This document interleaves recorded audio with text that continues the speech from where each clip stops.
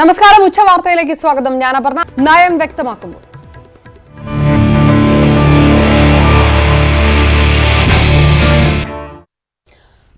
ഹർത്താലിനും പൊതുമുതൽ നശിപ്പിക്കുന്നതിനുമെതിരെ കർശന നടപടി പ്രഖ്യാപിച്ചു ഗവർണറുടെ നയപ്രഖ്യാപന പ്രസംഗം. പ്രളയാനന്തര കേരളത്തിന്റെ നിർമ്മാണത്തിന് 7000 കോടി രൂപയുടെ ലോകബാങ്ക് ADB വായ്പ എടുക്കാൻ തീരുമാനിച്ചതായി ഗവർണർ പ്രഖ്യാപിച്ചു. നവോത്ഥാന മ്യൂസിയം സ്ഥാപിക്കുന്നതിനൊപ്പം ലിംഗസമത്വത്തിനും ഊന്നൽ നൽകും. തിരുവനന്തപുരം കാസർഗോഡ് യാത്രാസമയം 4 മണിക്കൂറായി കുറയ്ക്കുന്ന അതിവേഗ ട്രെയിൻ വീണ്ടും സർക്കാർ പദ്ധതിയിൽ ഇടം പിടിച്ചു. ശബരിമലയ്ക്ക് പ്രത്യേക പരിഗണന നൽകുമെന്നും നയപ്രഖ്യാപനം വ്യക്തമാക്കും. സംസ്ഥാന സർക്കാരിന്റെ ഭരണ നേട്ടങ്ങളും സ്വപ്ന പദ്ധതികളും എണ്ണിപ്പറയുന്നതാണ് ജസ്റ്റിസ് പി സദാശിവത്തിന്റെ നയപ്രഖ്യാപന പ്രസംഗം. പ്രളയത്തെ അതിജീവിച്ച കേരളം നീതി ആയോഗിന്റെ സർവേയിൽ രാജ്യത്തെ ഏറ്റവും മികച്ച സംസ്ഥാനമായി.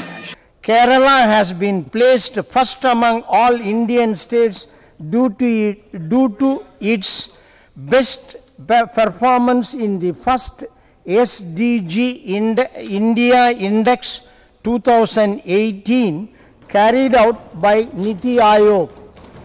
Kerala continues to top in Human Development Index, literacy, health and 100% electrification. ഹർത്താലുകളോടുള്ള സർക്കാരിന്റെ പുതിയ സമീപനം നയപ്രഖ്യാപനത്തിലും വ്യക്തമാണ്. Destruction of public and private property will be punished and losses recovered in order to protect livelihoods and ensure the economic activity in the state does not suffer. Tourism and IT sectors will be exempted from hartals. Tourist കേന്ദ്രങ്ങളെ ബന്ധിപ്പിക്കാൻ design റോഡുകളും ഗതാഗത സൗകര്യത്തിന് അതിവേഗ പാതകളും. Broad gauge railway line from Thiruvananthapuram to Kasaragod for semi high speed trains. കുട്ടികളിൽ ശാസ്ത്ര കൗതുകം വളർത്താൻ ശാസ്ത്രായനം. ഗോത്രവർഗ്ഗങ്ങൾക്ക് കുടുംബത്തിൽ ഒരാൾക്ക് തൊഴിൽ. മുന്നാക്ക സമുദായക്ഷേമം ഉറപ്പാക്കും. ദേവസ്വം ബോർഡിലെ 10% മുന്നാക്ക സംവരണം തുടരുമെന്ന് പറയുമ്പോഴും കേന്ദ്ര സർക്കാരിന്റെ പുതിയ സംവരണ നയത്തെക്കുറിച്ച് നയപ്രഖ്യാപനം മൗനം പാലിക്കുന്നു. ന്യൂസ് 18 തിരുവനന്തപുരം. കേന്ദ്ര സർക്കാരിനെ വിമർശിക്കുന്ന ഗവർണറുടെ നയപ്രഖ്യാപനം സംസ്ഥാന സർക്കാരിന്റെ രാഷ്ട്രീയ മാനിഫെസ്റ്റോ കൂടിയായി മാറി. സംസ്ഥാനത്തിന് സഹായം നൽകുന്നതിൽ കേന്ദ്രം ഉപേക്ഷ കാണിക്കുന്നുവെന്ന് തുറന്നു പറയുന്നതാണ് പ്രസംഗം. വനിതാ മതിലിലൂടെ മുന്നോട്ട് വെച്ച രാഷ്ട്രീയവും നയപ്രഖ്യാപനത്തിൽ ഗവർണർ എടുത്തു പറഞ്ഞു. വികസന നേട്ടങ്ങൾ എണ്ണിപ്പറയുന്നത് മാത്രമായിരുന്നില്ല, വിവാദ വിഷയങ്ങളിൽ സർക്കാർ നിലപാട് വ്യക്തമാക്കുന്നതുമായിരുന്നു ഗവർണറുടെ നയപ്രഖ്യാപന പ്രസംഗം. ശബരിമല സ്ത്രീ പ്രവേശന വിഷയത്തിൽ പ്രതിപക്ഷത്തെ ഇരു മുന്നണികൾക്കുമുള്ള മറുപടിയും പ്രസംഗത്തിലുണ്ടായിരുന്നു. The fact that more than 50 lakh women gathered on the historic evening gives us faith and confidence in protecting and promoting the secular and progressive values that Kerala is known for. വനിതാ മതിലിൽ 50 ലക്ഷത്തിലധികം സ്ത്രീകളുടെ പങ്കാളിത്തമുണ്ടായിരുന്നുവെന്നും governor പറഞ്ഞുവെച്ചു. ലിംഗസമത്വം, നവോത്ഥാനം എന്നീ ലക്ഷ്യങ്ങളിൽ സർക്കാരിന്റെ നിലപാട് ആവർത്തിച്ചുറപ്പിക്കാനും മറന്നില്ല. ശബരിമല വിഷയത്തിൽ സർക്കാർ ഗവർണറെ കൊണ്ട് രാഷ്ട്രീയം പറയിച്ചെന്ന് പ്രതിപക്ഷം ആരോപിച്ചു. ഈ സർക്കാരിന്റെ നേട്ടങ്ങളൊന്നും പറയാൻ ഗവർണർക്ക് കഴിഞ്ഞിട്ടില്ല എന്നുള്ളത് കൊണ്ട് തന്നെ ഇത് ഈ ലക്ഷ്യബോധമില്ലാത്ത ഒരു നയപ്രഖ്യാപനമായിട്ട് തന്നെ വിലയിരുത്താൻ സാധിക്കും. അച്ചടിച്ച പ്രസംഗത്തിൽ കേന്ദ്ര സർക്കാരിനെ വിമർശിക്കുന്ന ഭാഗം കഴിഞ്ഞ തവണ വായിക്കാതെ വിട്ട ഗവർണർ ഇക്കുറി കേന്ദ്ര സർക്കാർ വിമർശനവും വായിച്ചു. The government has requested the government of India to enhance the state's borrowing limit to mobilize additional resources for rebuilding Kerala. We are still awaiting favorable response from central government in this regard. കേന്ദ്ര സംസ്ഥാന ബന്ധങ്ങളിലെ പാളിച്ചകൾ ചൂണ്ടിക്കാട്ടി തിരുത്തൽ ആവശ്യപ്പെടുന്നതായിരുന്നു വിമർശനം. News 18 Thiruvananthapuram. നയമില്ലാത്ത നയപ്രഖ്യാപന പ്രസംഗമാണ് governor നടത്തിയതെന്ന് പ്രതിപക്ഷത്തിന്റെ വിമർശനം.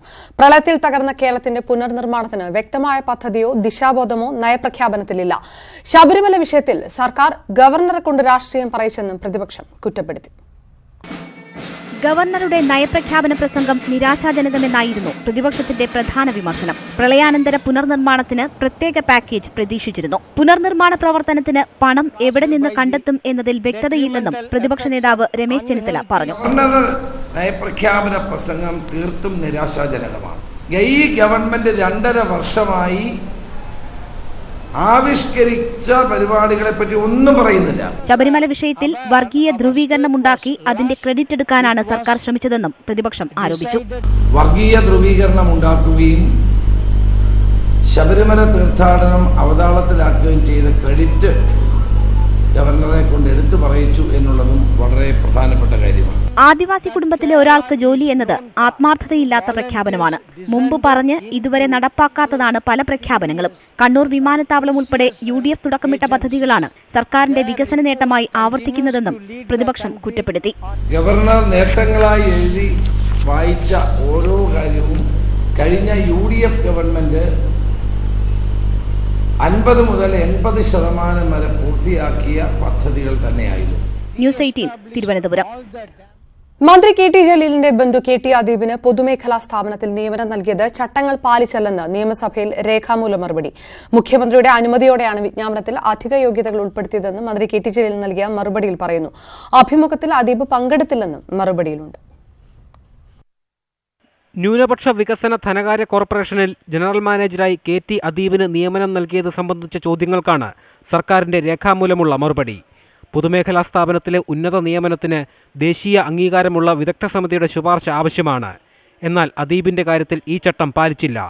നിയമസഭയിൽ പാറക്കൽ അബ്ദുള്ളയ്ക്ക് രേഖാമൂലം നൽകിയ മറുപടിയിലാണ് മന്ത്രി KT ജലീൽ ഇക്കാര്യത്തിലെ വീഴ്ച വ്യക്തമാക്കുന്നത്. അപേക്ഷയോടൊപ്പം അദീബ് PGDBAയുടെ തുല്യതാ സർട്ടിഫിക്കറ്റ് നൽകിയിരുന്നില്ല.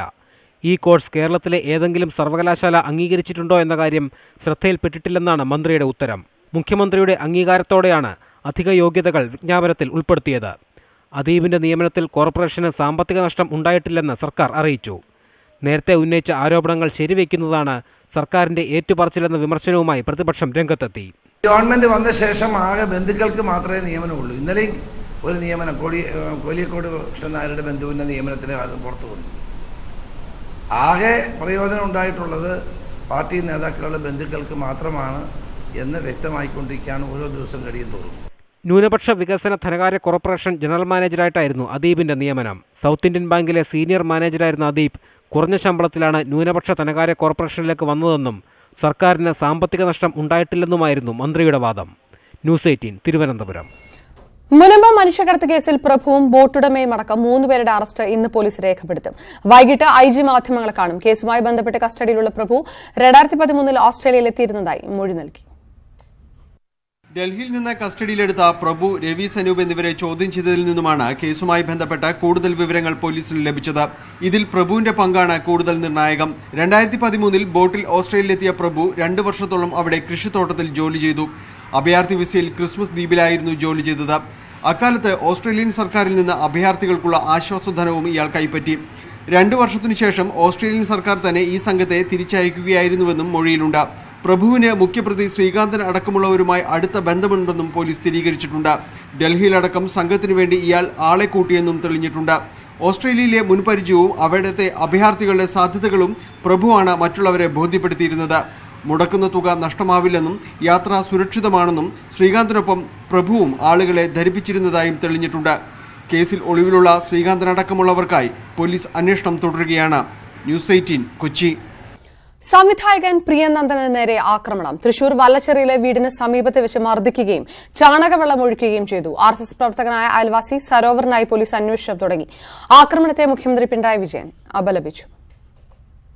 തൃശൂർ വല്ലച്ചിറയിലെ വീടിന് സമീപം വെച്ച് രാവിലെ 9:30ഓടെയാണ് പ്രിയനന്ദനന് നേരെ ആക്രമണമുണ്ടായത്. അക്രമി പ്രിയനന്ദന്റെ മുഖത്ത് ചാണകവെള്ളം ഒഴിക്കുകയും മർദ്ദിക്കുകയും ശകാരിക്കുകയും ഭീഷണിപ്പെടുത്തുകയും ചെയ്തു.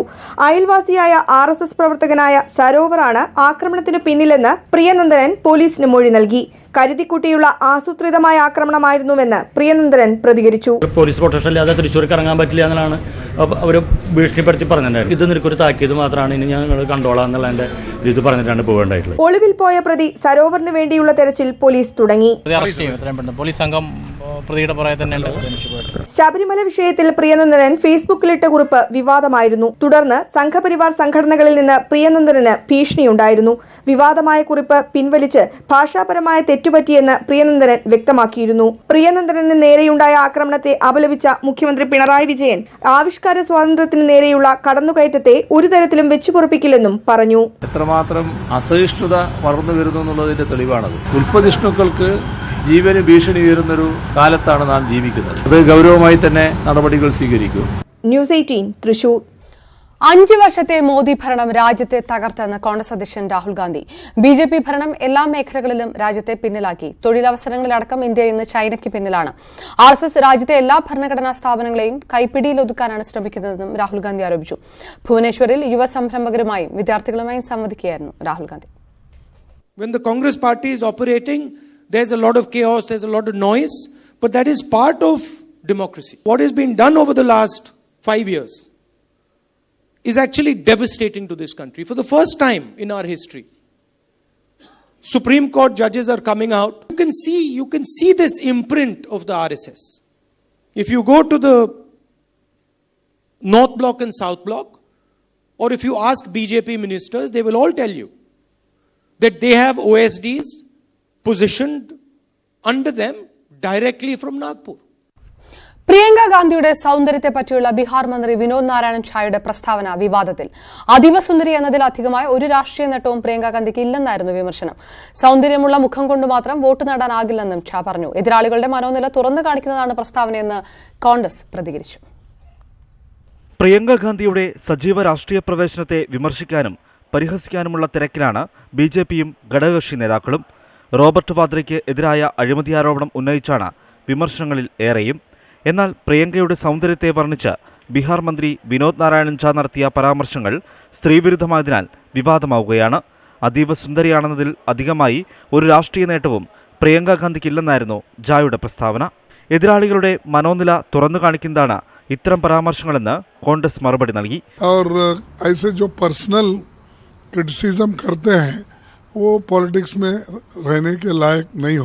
റോബർട്ട് വാദ്രയുടെ പ്രതിനിധി മാത്രമാണ് പ്രിയങ്കയെന്ന് ബിജെപി നേതാവ് സുശീൽ മോഡി ആരോപിച്ചു.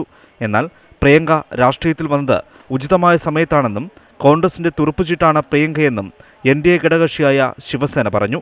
ന്യൂസ് 18 ഡൽഹി. ലോക്സഭാ തെരഞ്ഞെടുപ്പിൽ മത്സരിക്കില്ലെന്ന് മുൻ KPCC president VM Sudheeran. Oommen Chandy മത്സരിക്കുന്നത് തെരഞ്ഞെടുപ്പിൽ ഗുണം ചെയ്യും. UDFൽ സ്ഥാനാർത്ഥി നിർണയ ചർച്ച തുടങ്ങിയിട്ടില്ലെന്നും സുധീരൻ കാസർഗോഡ് പറഞ്ഞു. അല്ല, ഉമ്മൻചാണ്ടിയൊക്കെ മത്സരിക്കുന്നത് നല്ലതാണെന്ന അഭിപ്രായം തന്നെയാണ് എനിക്കുള്ളത്. എന്നെ സംബന്ധിച്ച് ഞാൻ വളരെ നേരത്തെ തന്നെ എൻ്റെ നിലപാട് വ്യക്തമാക്കിയിട്ടുള്ളതാണ്. മത്സരരംഗത്തില്ല എന്നുള്ള കാര്യം അവരൊക്കെ കൃത്യമായി പറഞ്ഞിട്ടുള്ളതാണ്. ഹൈക്കമാൻഡിനോടുള്ള എല്ലാ ആദരവും സ്നേഹവും ഒക്കെ നിലനിർത്തിക്കൊണ്ട് തന്നെ പറയുകയാണ്, പുതിയ ആളുകൾ വരട്ടെ, പുതിയ ആളുകൾ പരമാവധി വരുന്നതാണ് ഏറ്റവും നല്ലത്. തെരഞ്ഞെടുപ്പ് അരികിൽ.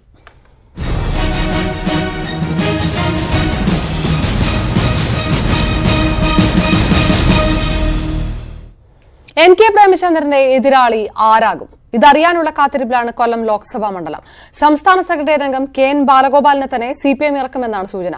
സുരേഷ് ഗോപി അടക്കമുള്ള പ്രമുഖരെയാണ് BJP പരിഗണിക്കുന്നത്. UDF ആദ്യ സ്ഥാനാർത്ഥി പ്രഖ്യാപനം നടത്തിയ ലോക്സഭാ മണ്ഡലമാണ് കൊല്ലം.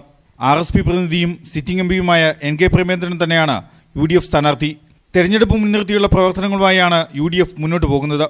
കൊല്ലം ബൈപ്പാസ് ഉദ്ഘാടനവുമായി ബന്ധപ്പെട്ട് പ്രേമചന്ദ്രനെതിരെ BJP ബന്ധം CPM ആരോപിച്ചിരുന്നു.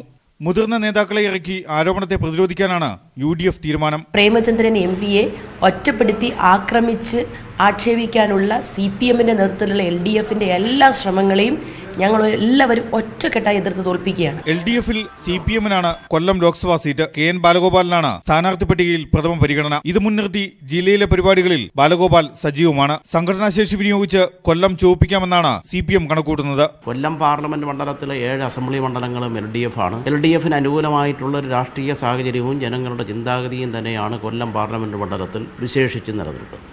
രാജ്യസഭാ MP സുരേഷ് ഗോപിയുടെ പേരാണ് BJP ക്യാമ്പിൽ നിന്ന് ഉയർന്നു കേൾക്കുന്നത്. തദ്ദേശ നിയമസഭാ തെരഞ്ഞെടുപ്പുകളിലെ ചുവന്ന കൊല്ലമാണ് LDFന്റെ പ്രതീക്ഷ.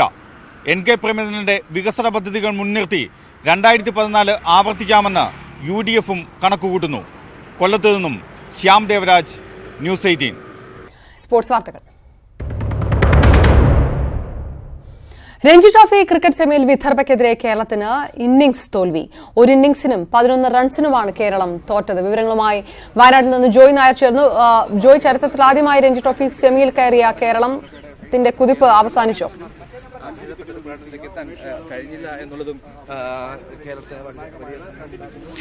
തീർച്ചയായും അപർണ, വളരെ നിരാശകരമായ വാർത്ത തന്നെയാണ്. പ്രത്യേകിച്ചും ചരിത്ര ഫൈനൽ ലക്ഷ്യമിട്ടാണ് കേരളം സെമി ഫൈനലിൽ ഇറങ്ങിയത്. പക്ഷേ ഒരു ഇന്നിംഗ്സിനും 11 റൺസിനുമാണ് കേരളം കൃഷ്ണഗിരിയിൽ തോൽവി വഴങ്ങിയിരിക്കുന്നത്. നിലവിലെ ചാമ്പ്യന്മാരോടാണ് കേരളം തോറ്റിരിക്കുന്നത്. വിദർഭ എന്ന ക്രിക്കറ്റിൽ നിരവധി ഇന്ത്യൻ താരങ്ങൾ അടക്കമുള്ള വിദർഭ ടീം കേരളം പരാജയപ്പെട്ടിരിക്കുന്നത്. ഇന്നിംഗ്സിനും 11 റൺസിനും ആണ് കേരളത്തിന്റെ തോൽവി. പ്രധാനമായും രണ്ടാം ഇന്നിംഗ്സിൽ കേരളത്തിന്റെ ബാറ്റ്സ്മാൻമാർ വരുത്തിയ ഒരു പിഴവ് തന്നെയാണ് ഈ ഇന്നിംഗ്സ് തോൽവിക്ക് പ്രധാനപ്പെട്ട കാരണം. 102 റൺസായിരുന്നു ലീഡ്. ആ 102 റൺസ് ലീഡ് കേരളത്തിന് 91 റൺസ് എടുക്കാനേ കഴിഞ്ഞുള്ളൂ.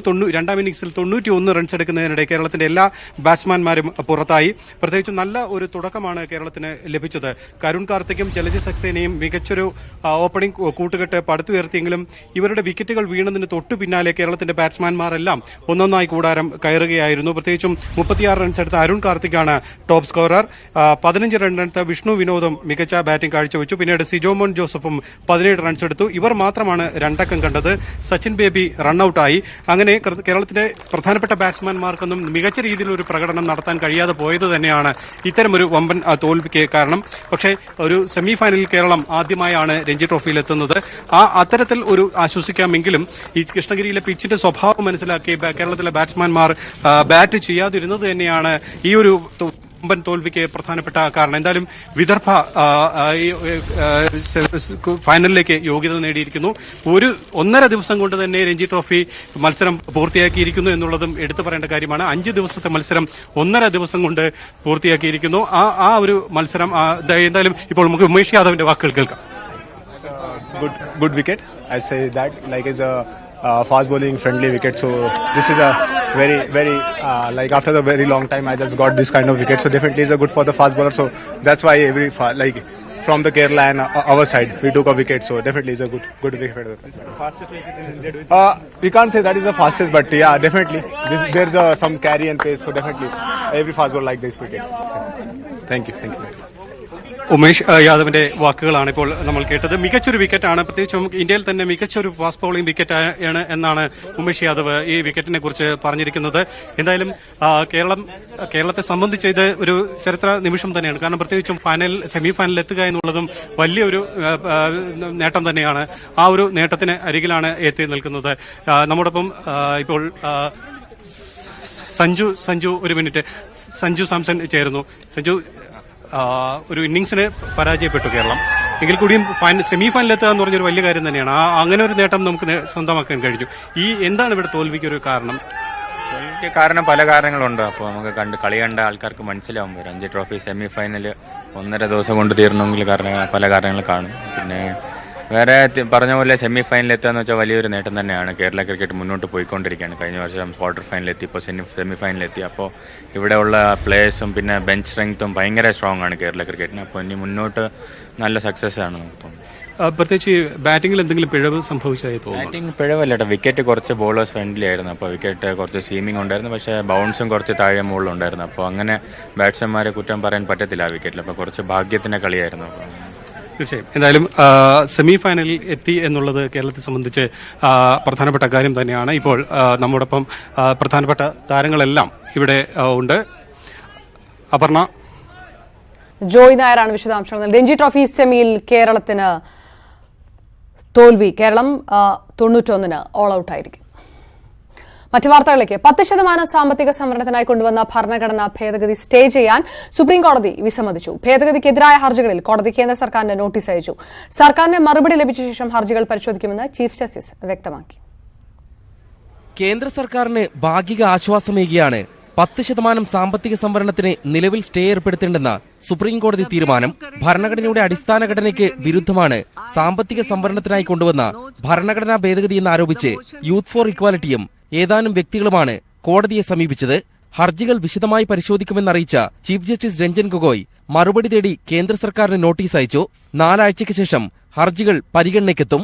ഭരണഘടനാ ഭേദഗതി സ്റ്റേ ചെയ്യരുതെന്ന സോളിസിറ്റർ ജനറലിന്റെ ആവശ്യമാണ് കോടതി അംഗീകരിച്ചത്. കോടതി നടപടിയെ കേന്ദ്ര സർക്കാർ സ്വാഗതം ചെയ്തു. സ്റ്റേ ഇല്ലാത്തതിനാൽ സാമ്പത്തിക സംവരണത്തിനായുള്ള തുടർ നടപടികളുമായി കേന്ദ്രത്തിന് മുന്നോട്ടു പോകാം. എന്നാൽ ഹർജികൾ വിശാല ബെഞ്ചിന് വിടാൻ തീരുമാനിച്ച് വാദം കേൾക്കുന്നതിന് മുന്നോടിയായി ഭേദഗതി കോടതി സ്റ്റേ ചെയ്യുമോ എന്നത് പ്രധാനമാകും. സംവരണത്തിന് 50% പരിധി നിശ്ചയിച്ച ഇന്ദിരാ സാഹ്നി കേസിലെ 9-അംഗ ഭരണഘടനാ ബെഞ്ച് വിധി ലംഘിക്കുന്നതാണ് ഭരണഘടനാ ഭേദഗതിയെന്നാണ് ഹർജിക്കാരുടെ പ്രധാന വാദം. M Unnikrishnan, News 18, Delhi. ടെലിഫോണും ഇമെയിലും ചോർത്താൻ അനുമതി നൽകുന്ന സർക്കാർ ഉത്തരവുകൾ കോടതി നിരീക്ഷിക്കണമെന്നാവശ്യപ്പെട്ടുള്ള ഹർജിയിൽ സുപ്രീംകോടതി കേന്ദ്ര സർക്കാരിന് നോട്ടീസ് അയച്ചു. PUCL നൽകിയ ഹർജിയിലാണ് സുപ്രീംകോടതിയുടെ ഇടപെടൽ. 2013 UPA ഭരണകാലത്ത് 7500 ടെലിഫോണുകളും 500 ഇമെയിലുകളും ചോർത്തിയതായി ഹർജിയിൽ ആരോപിക്കുന്നു. വ്യക്തികളുടെ സ്വകാര്യതയിൽ കൈകടത്തുന്നതിനാൽ ഫോൺ, ഇമെയിൽ ചോർത്തൽ ജുഡീഷ്യൽ കമ്മിറ്റി നിരീക്ഷിക്കണമെന്നാണ് ആവശ്യം. രാജ്യം പരമാധികാരം കൈവരിച്ചതിന്റെ 70ാം വാർഷിക ദിനം നാളെ. ദക്ഷിണാഫ്രിക്കൻ പ്രസിഡന്റ് സിറിൽ റാമഫോസയാണ് റിപ്പബ്ലിക് ദിനാഘോഷത്തിലെ ഈ വർഷത്തെ മുഖ്യാതിഥി. വൈകിട്ട് രാഷ്ട്രപതി രാംനാഥ് കോവിന്ദ് രാജ്യത്തെ അഭിസംബോധന ചെയ്യും. കനത്ത സുരക്ഷാ സന്നാഹങ്ങൾക്കിടെയാണ് രാജ്യം റിപ്പബ്ലിക് ദിനാഘോഷങ്ങൾക്കൊരുങ്ങുന്നത്. ഭരണഘടന നിലവിൽ വന്നതിന്റെ ഓർമ്മ പുതുക്കുന്ന ആഘോഷങ്ങൾക്ക് രാജ്യതലസ്ഥാനം സാക്ഷ്യം വഹിക്കും. സൈനിക ശേഷി വിളിച്ചോതി രാജ്പഥിൽ നിന്ന് ചെങ്കോട്ട വരെ നീളുന്ന പരേഡ്. കരനാവിക വ്യോമസേനകൾക്കൊപ്പം അർദ്ധസൈനിക വിഭാഗങ്ങളും സർക്കാർ വകുപ്പുകളും പരേഡിൽ അണിനിരക്കും. മഹാത്മാഗാന്ധിയുടെ 150ാം ജന്മവാർഷികം പരിഗണിച്ച് ഗാന്ധിയെ അനുസ്മരിക്കുന്ന 22 നിശ്ചല ദൃശ്യങ്ങൾ പരേഡിനെ മാറ്റുകൂട്ടും. ക്ഷേത്രപ്രവേശനം പ്രമേയമാക്കിയ കേരളത്തിന്റെ ഫ്ലോട്ട് അവസാനഘട്ടത്തിൽ ഒഴിവാക്കപ്പെട്ടിരുന്നു. രാഷ്ട്രപതി രാംനാഥ് കോവിന്ദ് സല്യൂട്ട് സ്വീകരിക്കും. ദക്ഷിണാഫ്രിക്കൻ പ്രസിഡന്റ് സിറിൽ റാമഫോസയാണ് റിപ്പബ്ലിക് ദിനാഘോഷത്തിലെ മുഖ്യാതിഥി. ഇതിനു പുറമെ 58 ഗോത്രവർഗ നേതാക്കളും അതിഥികളായെത്തും. ഡൽഹിയിൽ നിന്ന് 2 ജെയ്ഷെ മുഹമ്മദ് ഭീകരർ പിടിയിലായതിനാൽ 25,000-ലധികം സുരക്ഷാ സേനാംഗങ്ങളെയാണ് വിന്യസിച്ചിരിക്കുന്നത്. തന്ത്രപ്രധാന കേന്ദ്രങ്ങളിൽ ഷാർപ്പ് ഷൂട്ടർമാരും നിലയുറപ്പിച്ചിട്ടുണ്ട്. ന്യൂസ് 18, ഡൽഹി. പിറവം പള്ളി കേസ് പരിഗണിക്കുന്നതിൽ നിന്ന് ഹൈക്കോടതിയുടെ പുതിയ ബെഞ്ചും പിന്മാറി. ജസ്റ്റിസ് CK അബ്ദുൾ റഹീം, ജസ്റ്റിസ് TV അനിൽകുമാർ എന്നിവരടങ്ങിയ ബെഞ്ചാണ് പിന്മാറിയത്. പിന്മാറ്റത്തിന് കാരണം ബെഞ്ച് വ്യക്തമാക്കിയില്ല. 3ാം തവണയാണ് ഹൈക്കോടതി ഡിവിഷൻ ബെഞ്ച് കേസ് പരിഗണിക്കുന്നതിൽ നിന്ന് പിന്മാറുന്നത്. കക്ഷികൾ അഭിഭാഷകർ എതിർപ്പ് പ്രകടിപ്പിച്ചതോടെയാണ് നേരത്തെ 2 തവണയും ജഡ്ജിമാർ പിന്മാറിയത്. പിറവം കേസ് പരിഗണിക്കുന്ന പുതിയ ബെഞ്ചിന്റെ കാര്യത്തിൽ ചീഫ് ജസ്റ്റിസ് തീരുമാനമെടുക്കും. സംസ്ഥാനത്തെ റേഷൻ കടകൾ നവീകരിക്കാനുള്ള KSFE വായ്പാ പദ്ധതി ബജറ്റ് പ്രഖ്യാപനത്തിൽ ഒതുങ്ങി. റേഷൻ കടകൾക്ക് വായ്പ നൽകുന്നതിന് സർക്കാരിന്റെ ഭാഗത്തുനിന്നും ഇടപെടലുണ്ടായില്ല എന്ന് KSFE പറയുന്നു. റേഷൻ കടകളെ സൂപ്പർമാർക്കറ്റ് മാതൃകയിൽ നവീകരിക്കുമെന്നായിരുന്നു പിണറായി സർക്കാരിന്റെ ആദ്യ ബജറ്റിലെ പ്രഖ്യാപനം. സംസ്ഥാനത്ത് 14,335 റേഷൻ ഷോപ്പുകളുണ്ട്. സൂപ്പർമാർക്കറ്റ് മാതൃകയിൽ നവീകരണത്തിന് ഷോപ്പ് ഉടമകൾക്ക് KSFE വഴി പലിശരഹിത വായ്പ നൽകുമെന്നായിരുന്നു 2016-2017 വർഷത്തെ ബജറ്റിൽ ധനമന്ത്രി തോമസ് ഐസക് പ്രഖ്യാപിച്ചത്. എന്നാൽ വർഷം 3 കഴിഞ്ഞിട്ടും സാധാരണക്കാർ ഏറ്റവും കൂടുതൽ ആശ്രയിക്കുന്ന ന്യായവില ഷോപ്പുകൾക്ക് ഇതിന്റെ പ്രയോജനം ലഭിച്ചില്ല. ഇക്കാര്യത്തിൽ സർക്കാർ ഇടപെടൽ ഉണ്ടായില്ലെന്നാണ് KSFEയുടെ രേഖാമൂലമുള്ള മറുപടി. ബജറ്റ് പ്രഖ്യാപനത്തിനപ്പുറം തുടർ നടപടിയൊന്നും ഉണ്ടായില്ലെന്ന് റേഷൻ ഡീലേഴ്സ് അസോസിയേഷൻ സംസ്ഥാന സെക്രട്ടറി. KSFE പലിശരഹിത വായ്പ നൽകി റേഷൻ കട നവീകരിച്ച് മിനി സൂപ്പർ മാർക്കറ്റ് ആക്കണം എന്ന് പറഞ്ഞത്. പക്ഷേ അതിൻ്റെ ഒരു നടപടിയും സർക്കാരിൻ്റെ ഭാഗത്തുനിന്ന് ഇതുവരെ ഉണ്ടായിട്ടില്ല എന്നാണ് എനിക്ക് പറയാനുള്ളത്. പദ്ധതി നടപ്പായാൽ ഉപഭോക്താക്കൾക്ക് ന്യായവിലയ്ക്ക് നിത്യോപയോഗ സാധനങ്ങൾ റേഷൻ ഷോപ്പുകളിൽ നിന്ന് ലഭിക്കും. പക്ഷേ സർക്കാർ ഇക്കാര്യത്തിൽ ആത്മാർത്ഥമായ തീരുമാനമെടുക്കേണ്ടതുണ്ട്. ഓരോ ബജറ്റിലും ക്ഷേമ പദ്ധതികളുടെ പ്രഖ്യാപനം മുറ പോലെ നടക്കും. എന്നാൽ ഇതിൽ പലതും ജനങ്ങളിലെത്താതെ ചുവന്ന ചരടിൽ കുരുങ്ങിക്കിടക്കുന്നു. റേഷൻ കടകളുടെ കാര്യത്തിലും സംഭവിച്ചത് ഇതാണ്. കോഴിക്കോട്ട് നിന്ന് S. Vinesh Kumar, news 18. Thiruvananthapuram medical കോളേജിലെ ഫിസിക്കൽ മെഡിസിൻ റീഹാബിലിറ്റേഷൻ സെന്ററിൽ നിന്നും കൃത്രിമ കാൽ മോഷ്ടിച്ച് കടത്തിയ ജീവനക്കാരനെതിരെ അച്ചടക്ക നടപടി ഇന്നുണ്ടായേക്കും. മെഡിക്കൽ കോളേജ് പ്രിൻസിപ്പലിനും ആരോഗ്യവകുപ്പിനും പ്രാഥമിക അന്വേഷണ റിപ്പോർട്ട് കൈമാറി. കൃത്രിമ കാലുകൾ കടത്തുന്ന സ്റ്റോർ ഓഫീസർ രാജൻ കുറ്റം ചെയ്തതായി സെന്റർ ഡാറ്റ നടത്തിയ അന്വേഷണത്തിൽ തെളിഞ്ഞിരുന്നു. News 18 follow up. കൃത്രിമക്കാലുകൾ കടത്തുന്ന ദൃശ്യങ്ങൾ ഉൾപ്പെടെ ന്യൂസ് 18 പുറത്തുവിട്ട വാർത്തയെ തുടർന്നാണ് നടപടി. മെഡിക്കൽ കോളേജ് പ്രിൻസിപ്പലിനെയും സെന്റർ ഡയറക്ടറെയും ആരോഗ്യവകുപ്പ് മന്ത്രിയുടെ ഓഫീസിൽ വിളിച്ചു വരുത്തി റിപ്പോർട്ട് ആവശ്യപ്പെട്ടിരുന്നു. സ്റ്റോർ ഓഫീസറായ രാജൻ ക്രമക്കേട് നടത്തിയെന്ന് തന്നെയാണ് സെന്റർ ഡയറക്ടർ പ്രാഥമിക അന്വേഷണത്തിൽ കണ്ടെത്തിയത്. രാജനെതിരെ അച്ചടക്ക നടപടിക്ക് ശുപാർശ ചെയ്താണ് റിപ്പോർട്ട് നൽകിയിട്ടുള്ളത്. കൂടാതെ സെന്ററിലെ മുഴുവൻ സ്റ്റോക്കുകളും വിശദമായി പരിശോധിക്കാൻ തീരുമാനിച്ചിട്ടുണ്ട്. അടിയന്തര നടപടിക്ക് ആരോഗ്യമന്ത്രിയുടെ ഓഫീസും നിർദ്ദേശം നൽകി.